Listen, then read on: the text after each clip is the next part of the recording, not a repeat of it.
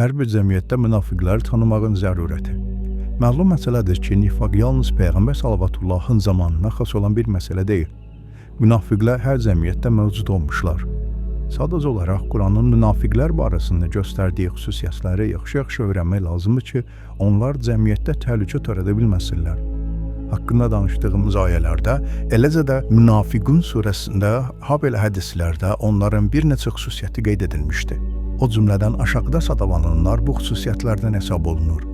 1. Səs-küy salıb böyük iddialar etmək, dolayısıyla çox danışıb az iş görmək. 2. Qarşılaşdığı hər bir dəstə ilə həmfikir olmaq, hər dəstə ilə ona uyğun davranmaq.